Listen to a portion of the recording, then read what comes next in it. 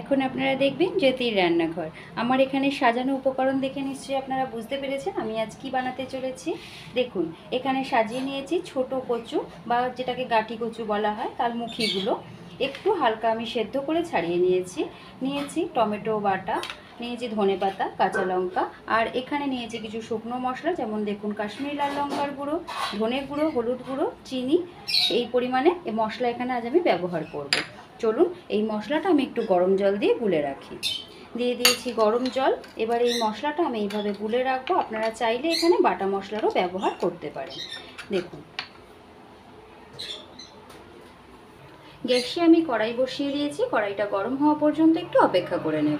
দিয়েছি এখানে 3 টেবিল চামচ মতো সর্ষের তেল, দিয়ে দেব হাফ টেবিল চামচ কালো জিরে, দিয়ে দেব ছোট্ট একটা তেজপাতা। আপনারা সকলেই এই রান্নাটি জানেন, আমি জানি, তবুও একবার দেখিয়ে দিচ্ছি। আমার চ্যানেলে আমি প্রথমবার। দেখুন, এই প্রসেসে করলে আশা করি গাঁটি কচুর এই দমটা আপনাদের ভীষণ ভালো লাগবে, এবং যারা নিরামিষ খেতে ভালোবাসেন তাদের জন্য স্পেশালি আমি এই রান্নাটা আজ করছি। এইবার দেখুন, এখানে এটা গরম হয়ে গেছে। এই সময় আমি এখানে একে একে গাঁটি কচুগুলো দিয়ে দেব আগের থেকে সেদ্ধ করে রাখা গাঁটি কচুগুলো। গাঁটি কচুগুলো একটু সময় নিয়ে খুব ভালোভাবে ভেজে নিতে হবে। আপনারা হয়তো বুঝতে পারছেন গাঁটি কচুগুলো লাল লাল করে ভাজা হয়ে গেছে। এই সময় এখানে আমি দিয়ে দেব আগের থেকে পেস্ট করে রাখা এই একটা টমেটো। আপনারা চাইলে এখানে মশলার পরিমাণটা একটু বাড়ানো কমানো করতেই পারেন। টমেটোটা কাঁচা গন্ধ না যাওয়া পর্যন্ত খুব ভালো করে আমি একটু ভেজে নেব এর সাথে। দেখুন, এটা সুন্দর টমেটোটা এর সাথে ভাজা হয়ে গেছে।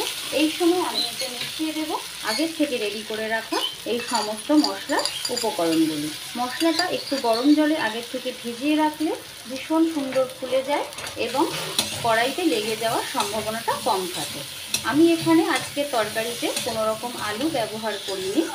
আপনারা যদি মনে করেন তো এখানে আলু ব্যবহার করতে পারেন, আর চাইলে মশলার কোয়ান্টিটিটা আরেকটু বাড়িয়েও দিতে পারেন। খুব ভালো করে সময় নিয়ে এবারে আমি মশলার সাথে গাঁটি কচুটাকে খুব সুন্দর করে কষিয়ে নেব। কষাতে এখানে একটু সময় লাগবে। এই সময় দিয়ে দেব এখানে চিড়ে রাখা 3টে কাঁচা লঙ্কা। ফিরে আসছি আমি এখানে 5 থেকে 7 মিনিট পর। ফিরে এলাম মোটামুটি 7 মিনিট পরে। দেখুন, আমি অফ ক্যামেরাতে আরও দুবার নেড়ে দিয়েছিলাম, এবং নুনটা দেওয়ার সময়টা আপনাদেরকে বলতে বা দেখাতে ভুলে গেছি। আমি এখানে পরিমাণ মতো ছোটো চামচে 2 চামচ নুনের ব্যবহার করেছি। এখানে আমি আরও এটা 5 থেকে 7 মিনিট কষিয়ে নেব। দেখুন, ফিরে এলাম 5 থেকে 7 মিনিট পর। ভীষণ সুন্দর একটা গন্ধও বেরিয়েছে। এখানে সম্পূর্ণ মশলাটা আমার কষানো হয়েই গেছে মোটামুটি। আমি এবার এতে জলের ব্যবহার করব। আমি এখানে সম্পূর্ণ গরম জল দেব। গরম জল দিলে তরকারির স্বাদ দ্বিগুণ বেড়ে যায় এবং মশলাটা তাড়াতাড়ি ধরে নেয়। আপনারা অনেকেই অনেক দূর দূর থেকে আমার ভিডিও দেখেন, যা আমার ভীষণ ভালো লাগে। আপনারাও আমাকে লাইক করছেন, সাবস্ক্রাইব করছেন। অবশ্যই বেল আইকনটি একটু প্রেস করে রাখবেন, আমার ভিডিও নোটিফিকেশান যেন আপনাদের কাছে পৌঁছতে দেরি না হয়। এবং আপনারা যারা আমাকে ভালোবাসা দিচ্ছেন, যদি আমার ভিডিওতে কোনো ভুল ত্রুটি থেকে থাকে অবশ্যই আমার কমিউনিটি বক্সে এসে মেনশন করবেন। আমি চেষ্টা করব আমার ভুল ত্রুটি শুধরে নেওয়ার।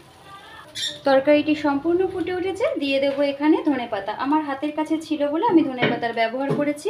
আপনারা চাইলে এখানে গরম মশলা আর ঘি ব্যবহার করতে পারেন। দেখুন, রেডি হয়ে গেছে। গ্যাসের ফ্লেমটা বন্ধ করে এবার আমি তরকারিটা নামিয়ে নেব। দেখুন, রেডি হয়ে গেল সম্পূর্ণ নিরামিষভাবে গাঁটি কচু বা মুখির দম।